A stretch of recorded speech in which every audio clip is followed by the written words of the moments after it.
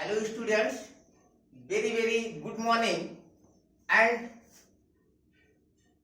you're warmly welcome at my online education point. Students,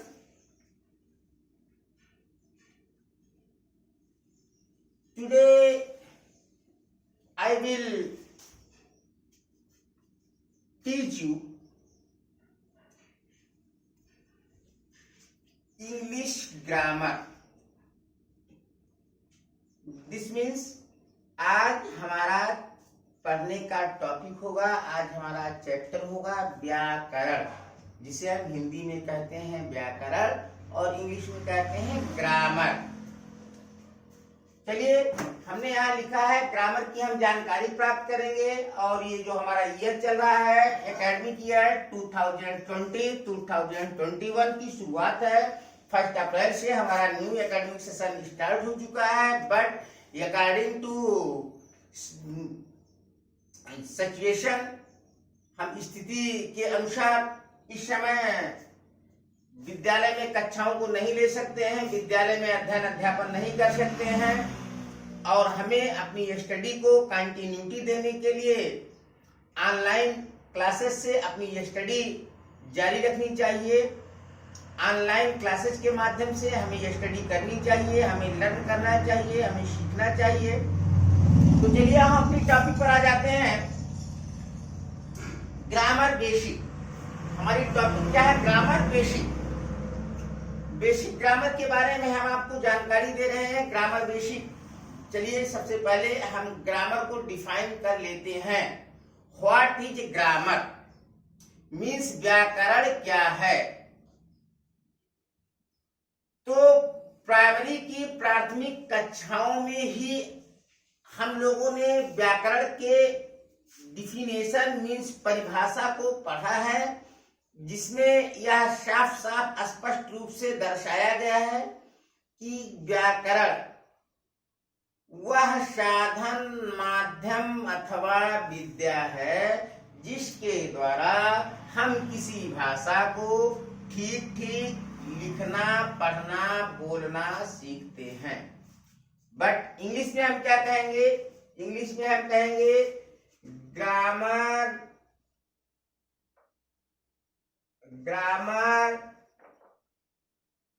is a source or medium by which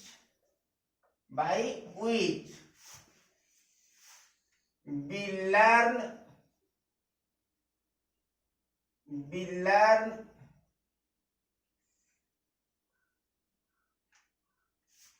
to read, write and speak. To read, write and speak यानी particular language, यानी particular language.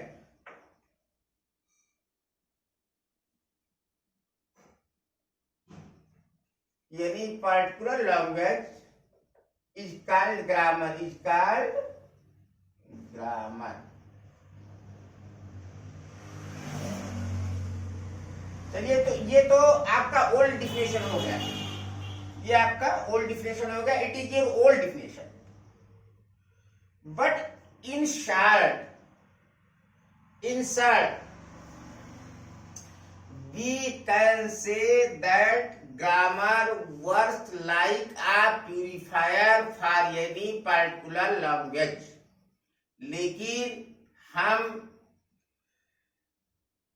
सामान्य भाषा में यह कह सकते हैं कि व्याकरण भाषाओं का शोधन करने वाला, भाषा को शुद्ध करने का माध्यम है, शुद्ध करने की प्रणाली है।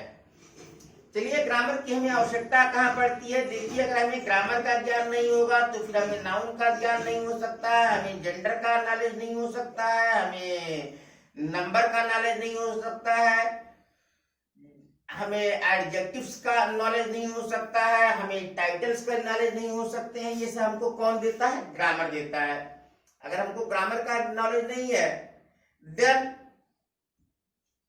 We will call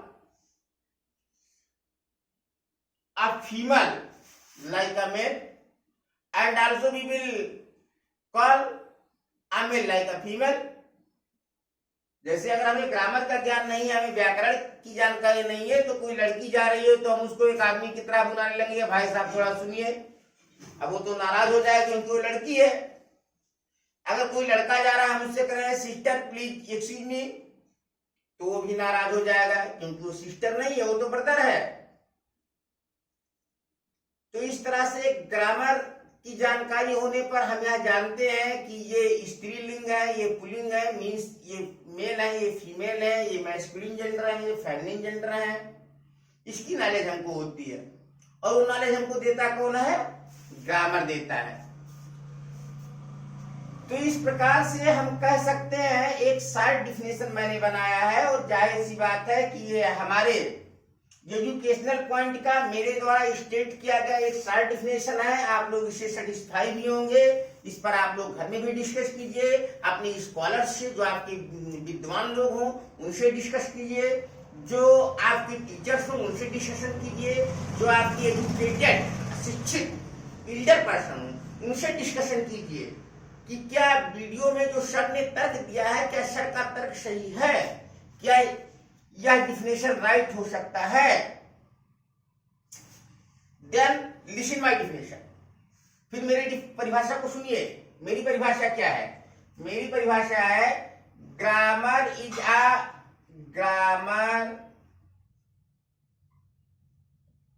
is the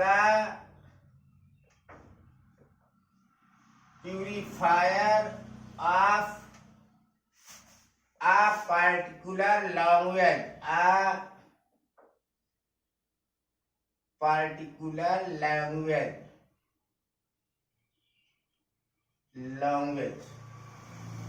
यानी व्याकरण भाषाओं का, किसी भाषा का शोधक है, उसको शुद्ध करने की प्रणाली है। ग्रामर का काम क्या है कि वह किसी भाषा को शुद्ध कर देता है। जैसे हम प्यूरिफायर वाटर में हम प्यूरिफाई करने के लिए पानी डालते हैं, पानी के जो हार्मफुल पार्टिकल्स होते हैं, जो नुकसानदायक कण होते हैं, उनको हमारा प्यूरिफायर बाहर कर देता है और हमको pure water, pure drinking water provide कराता है, यानी हमको शुद्ध पेयजल प्रदान करता है, शुद्ध पेयजल हमको देता है पीने के लिए। तो उसी प्रकार से हम ग्रामर के अकॉर्डिंग, जब ग्रामर से किसी भाषा को हम प्यूरिफाई करते हैं तो हमें उस भाषा का शुद्ध रूप मिलता है, भाषा का प्योर फॉर्म हमको केवल हो जाता है। तो चलिए, हमने यहाँ ग्रामर को देख लिया और लैंग्वेज को हमने देख लिया, लेकिन हम इस तथ्य पर आ जाएंगे कि लैंग्वेज को प्यूरिफाई तो करता है grammar, but what is language, लेकिन लैंग्वेज भाषा क्या है, किसको प्यूरिफाई ग्रामर कर देगा?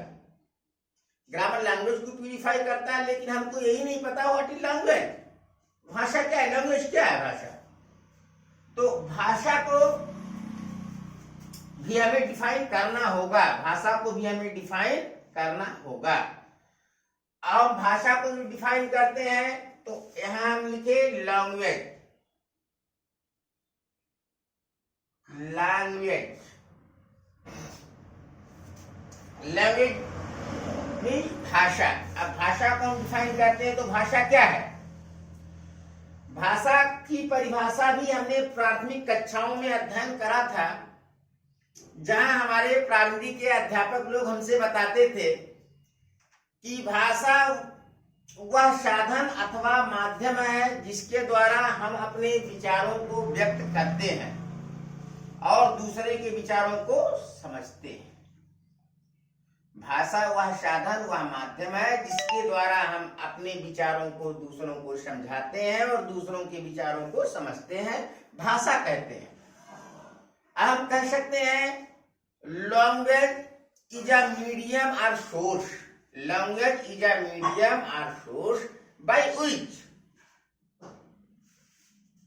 which we share ideas in each other।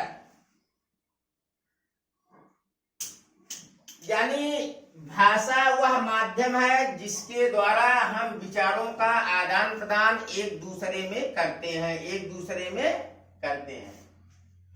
तो हम यहाँ कह देंगे कि लैंग्वेज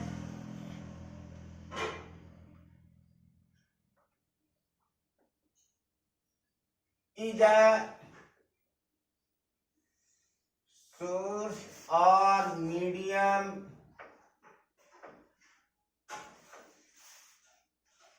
भाषा वह साधन है by which जिसके द्वारा we share हम आदान प्रदान करते हैं और थॉट्स एंड आइडियाज अपने भावों और विचारों को, और thoughts and ideas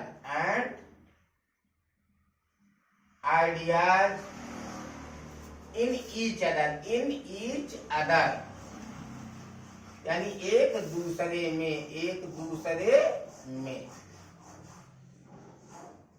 in each other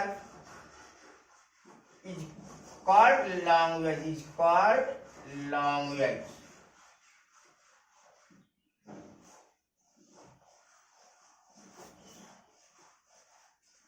अब हम फिर लैंग्वेज का भी एक शॉर्ट डिफिनेशन तैयार करते हैं, एक शॉर्ट डिफिनेशन बताते हैं, एक छोटा टर्म। ठीक है, लैंग्वेज इज अ मीडियम और source of sharing thoughts on ideas. तो हम यहां लिख देते हैं लैंग्वेज इज अ सोर्स और मीडियम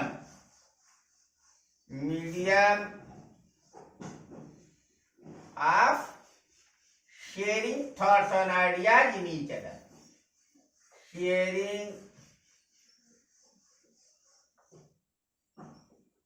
thoughts and ideas। यानी भाषा विचारों और भावनाओं के आदान प्रदान करने का साधन है। भाषा क्या है? विचारों और भावों को आदान प्रदान करने का साधन है। यानी जो हमारे मन में विचार आते हैं and also that we think and also express to other and understand the ideas and thoughts of other. यानी जिससे हम दूसरों को अपनी भावनाओं को समझाते हैं और दूसरों के विचारों और भावनाओं को समझते हैं, तो उसे हम भाषा कहते हैं। उसे हम क्या कहते हैं? भाषा कहते हैं। हम देखते हैं टाइप्स ऑफ लैंग्वेज कि भाषाएं कितनी प्रकार की होती हैं। हम यहां लिख देते हैं टाइप्स ऑफ लैंग्वेज।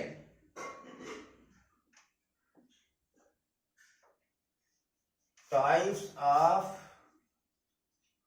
लैंग्वेज, भाषा के प्रकार। तो वैसे लिखने वाली तो तमाम भाषाएं होती हैं, पूरे विश्व में तमाम भाषाएं हैं। लेकिन हम किसी भी भाषा को वी कैन क्लासीफाई यानी particular language into 3 main form. हम किसी भी भाषा को 3 मुख्य रूपों में विभाजित कर सकते हैं या बांट सकते हैं।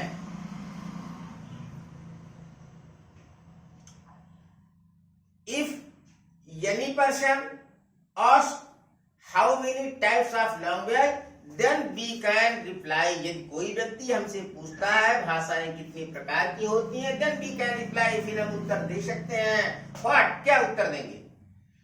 हम उत्तर दे सकते हैं there are 3 main types of languages, भाषाएं मुख्यतः 3 प्रकार की होती हैं।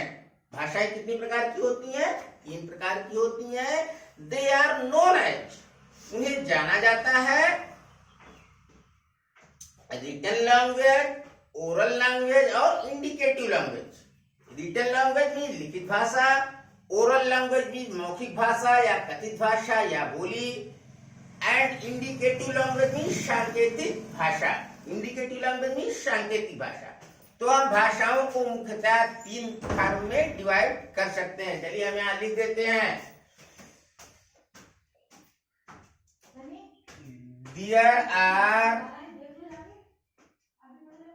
There are 3 main types of languages.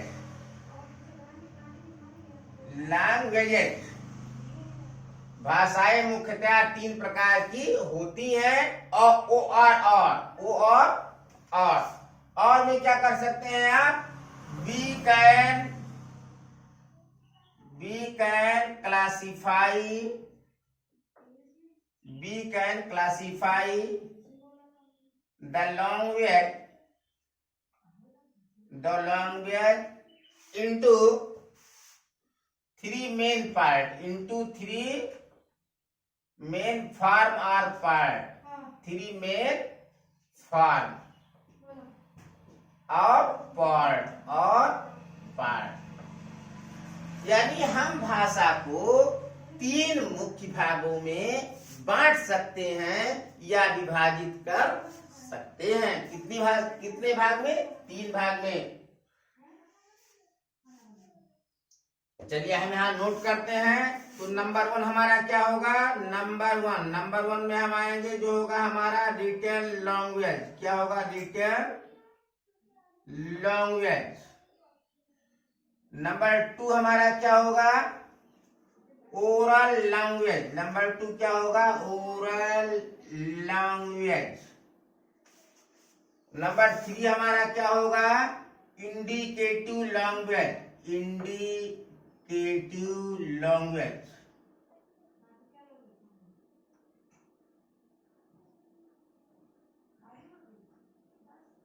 Indicative language यानी पहली टाइप रिटन लैंग्वेज, दूसरी टाइप ओरल लैंग्वेज, तीसरा टाइप इंडिकेटिव लैंग्वेज।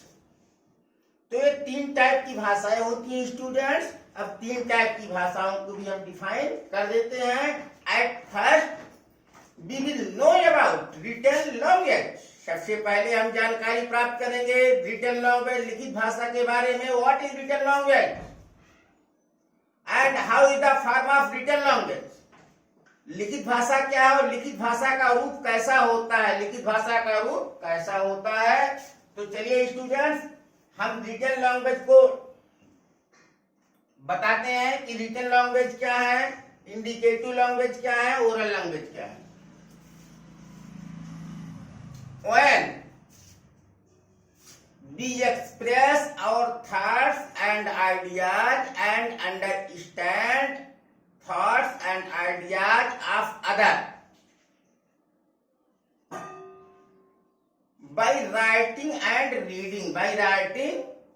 reading, जब हम अपने विचारों को दूसरों को समझाते हैं और दूसरों के विचारों को समझते हैं लिखकर और पढ़कर। सच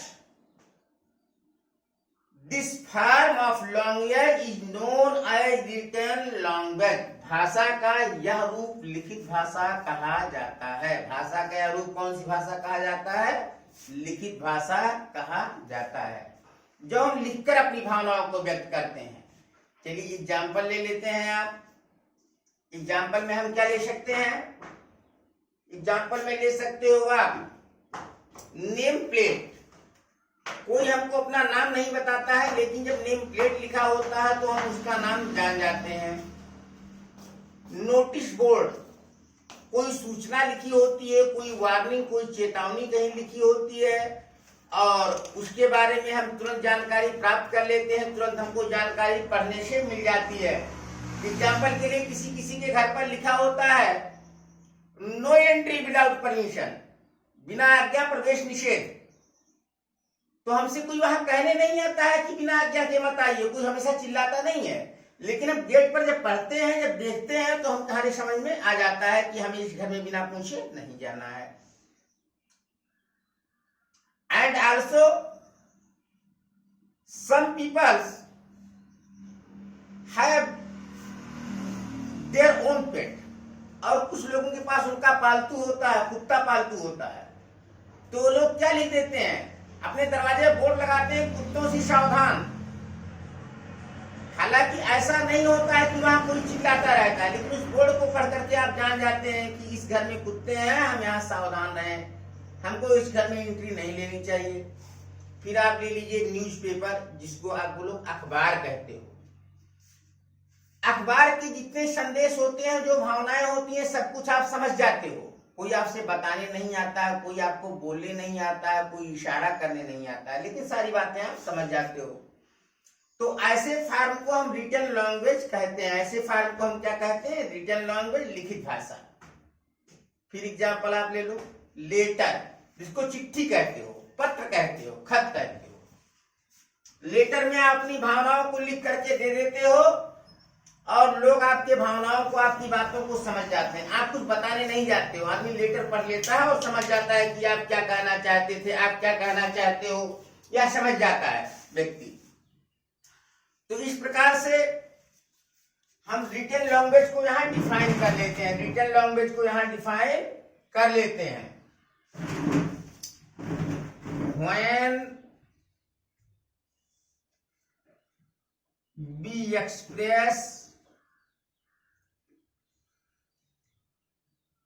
express our thoughts and ideas, our thoughts and ideas to other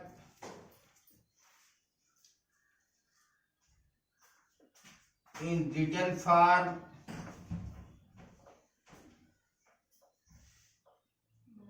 and understand and also understand thoughts and ideas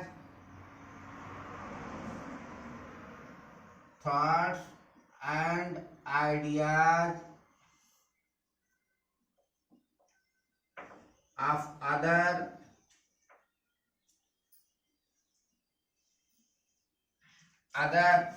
by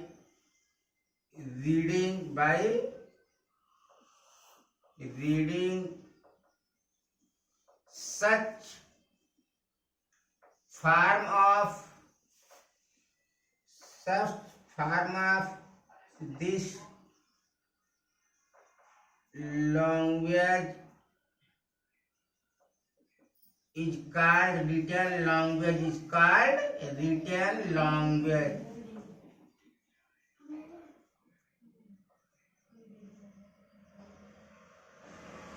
चलिए एग्जाम्पल ले लेते हैं हम। रिटन लैंग्वेज का एग्जाम्पल क्या हो सकता है? पहला एग्जाम्पल तो हमें लेटर मिल सकता है, जो मैंने चिट्ठी बताई है। दूसरा एग्जाम्पल हमको नेम प्लेट हमने बताया है आपको। तीसरा एग्जाम्पल हमने न्यूज़पेपर आपको बताया है, समाचार पत्र, जिसको आप लोग अखबार कहते हैं। फिर आपको SMS, मोबाइल SMS जो आप लोग बनाते हो, भी रिटन लैंग्वेज का एग्जाम्पल है। मोबाइल SMS ETC, यानी ये सारे रिटन लैंग्वेज के एग्जाम्पल हैं। मोबाइल में मैसेज भी आप लिखकर टाइप कर देते हो और जो पढ़ता है वो तुरंत समझ जाता है आप क्या कहना चाहते थे। या फिर चैटिंग या फिर ऑनलाइन चैटिंग, ऑनलाइन चैटिंग, ये सब आपके एग्जाम्पल। ऑनलाइन चैटिंग, व्हाट्सएप पे मैसेज टाइप करते हो, ईमो पर आप मैसेज टाइप करते हो, मैसेज आपके फ्रेंड के पास पहुंच जाते हैं, आपके फ्रेंड जो मैसेज टाइप करते हैं वो आप तक पहुंच जाते हैं। तो such form of this language is called written language. तो भाषा का यह रूप कहा जाता है, जाना जाता है रिटन लैंग्वेज के नाम से, लिखित भाषा के नाम से। स्टूडेंट्स, हम सेकंड फॉर्म में आते हैं जिसको हम कहते हैं ओरल लैंग्वेज। जिसको क्या कहते हैं? Oral language. हम ओरल लैंग्वेज को भी डिफाइन करते हैं स्टूडेंट्स। ओरल लैंग्वेज क्या है? When we express our thoughts and ideas,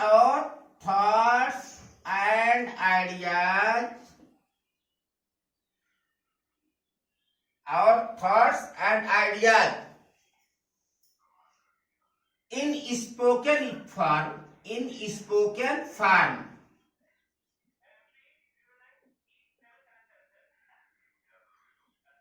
and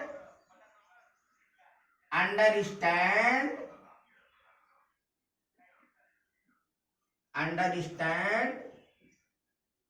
thoughts and ideas of other, thoughts and ideas of other,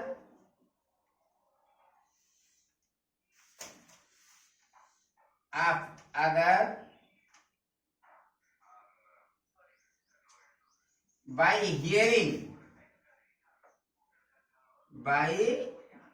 hearing such form of this language is called oral language.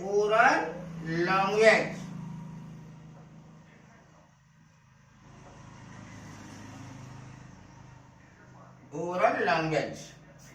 तो when we express, जब हम व्यक्त करते हैं और thoughts and ideas, अपने विचारों और भावनाओं को इन स्पोकन फॉर्म, बोली के रूप में, यानी मुंह से बोल करके, एंड अंडरस्टैंड और समझते हैं, thoughts and ideas of other, दूसरों के विचारों और भावनाओं को, बाय हियरिंग, सुन करके, सुनते हुए, सच फॉर्म ऑफ दिस लैंग्वेज, भाषा का यह रूप, इस काल कहा जाता है ओरल लैंग्वेज, मौखिक भाषा। कौन सी भाषा कहा जाता है? मौखिक भाषा। चलिए स्टूडेंट्स, एग्जाम्पल ले लेते हैं हम ओरल लैंग्वेज का। एग्जाम्पल,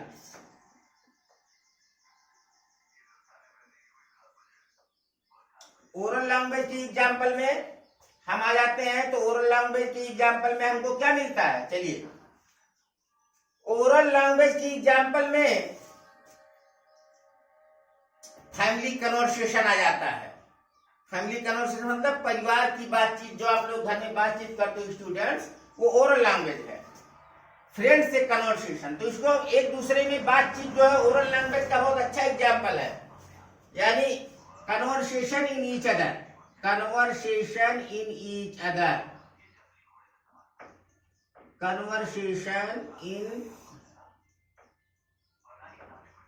ईच अदर, एक दूसरे में बातचीत करना, दूसरा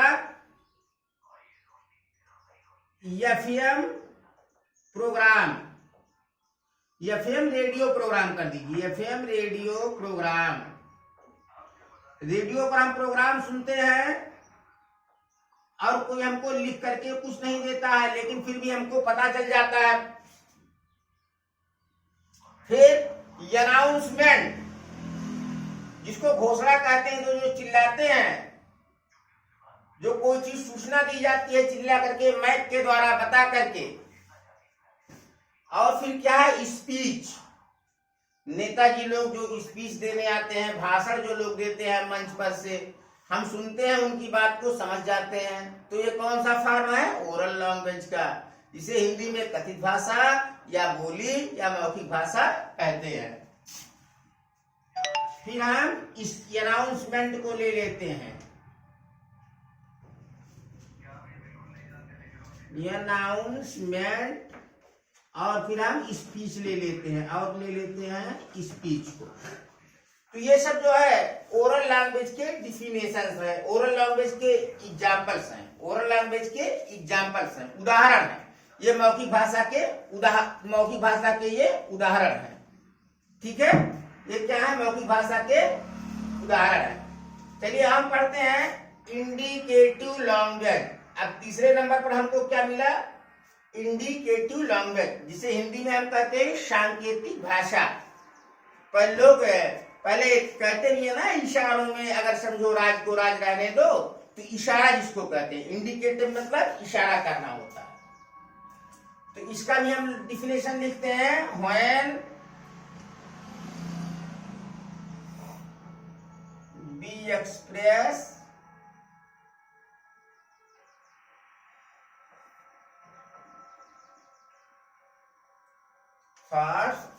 our thoughts and ideas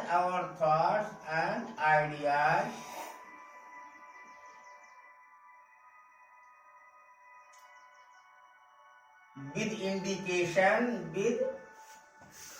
indication and understand thoughts and ideas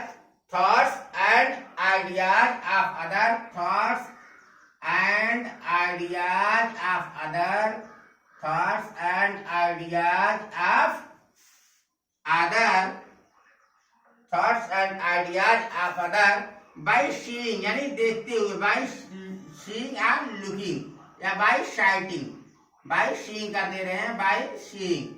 Such form of this language is known as indicative language. Such form of the language is known as indicative language.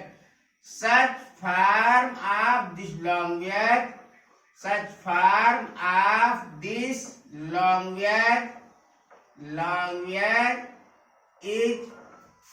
called indicative language. Is called indicative language. Is called indicative language.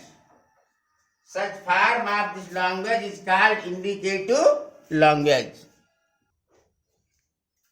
तो such form of this language is called indicative language. भाषा के इस रूप को हम indicative language, सांकेतिक भाषा कहते हैं। जब हम अपने विचारों को, अपने भावनाओं को इशारों में दूसरों को समझाते हैं और देख करके दूसरे के विचारों को समझ लेते हैं। जैसे कोई हमको ऐसे ऐसे बुलाता है तो हम समझते हैं वो मुझे बुला रहा है। कोई हमको ऐसे करता है, समझते हैं हमको मारना चाहता है। कोई हाथ उठा देता है तो हम कहते हैं उसको नमस्ते कर रहा है, सैल्यूट कर रहा है। तो भाषा के इस फॉर्म को हम इंडिकेटिव लैंग्वेज कहते हैं। भाषा के इस फॉर्म को हम क्या कहते हैं? इंडिकेटिव लैंग्वेज कहते हैं। चलिए एग्जाम्पल हम इनका नोट कर लेते हैं। एग्जाम्पल क्या है इसके? चलिए एग्जाम्पल पर हम आ जाते हैं इंडिकेटिव लैंग्वेज के।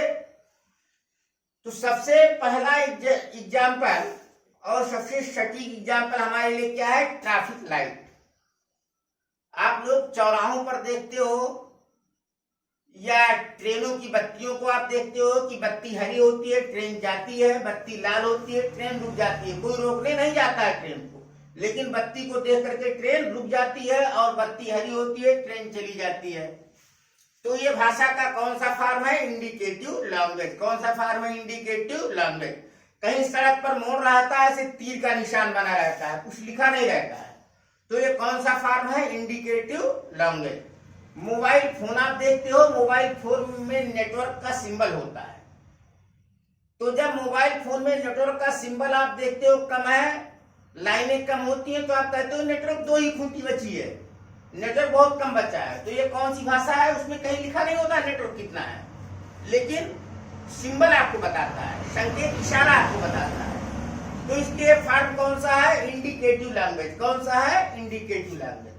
प्लस बाइक का इंडिकेटर, बाइक का इंडिकेटर, बाइक इंडिकेटर, मोटरसाइकिल का इंडिकेटर। दाहिने घूमना होता है तो दाहिने तरफ वाली बत्ती जलने लगती है, या सभी गाड़ियों में इंडिकेटर होता है, 4 व्हील होते हैं, मोटर कार होता है, बस होता है।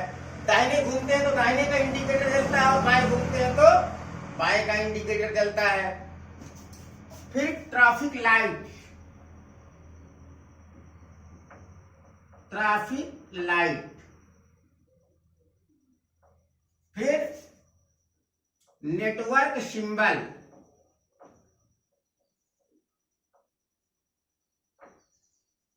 Network symbol. तो स्टूडेंट्स, ये आपके इंडिकेटिव लैंग्वेज की एग्जांपल्स हुए। अब आप लोग ग्रामर के डिफिनेशन को लर्न करें, लैंग्वेज के डिफिनेशन को लर्न करें, लैंग्वेज के टाइप को लर्न करें, और लैंग्वेज पर टाइप के लैंग्वेज की एग्जांपल्स भी याद करें। आपने ग्रामर लर्न किया, आपने लैंग्वेज लर्न किया, लैंग्वेज का टाइप लर्न किया, तो पर टाइप के लैंग्वेज के जो एग्जांपल हैं प्रैक्टिकली अपने घर में उस समझें, लोगों से, अपने से बड़ों से पूछें और उसके बारे में जानकारी प्राप्त करें। तो चलिए, ग्रामर और लैंग्वेज के डिफिनेशन का इस छोटी सी स्टडी का यही एंड होता है। और नेक्स्ट वीडियो में हम आपको इंग्लिश के अल्फाबेट, वोवेल और कॉन्सोनेंट के बारे में जानकारी देंगे। नेक्स्ट वीडियो भी आप लोग देखिए। जहां ना समझ में आता हो आप कमेंट कर सकते हैं, आप बाई फोन भी कांटेक्ट कर सकते हैं, आप हमारे व्हाट्सएप पर भी कोई जानकारी ले सकते हैं।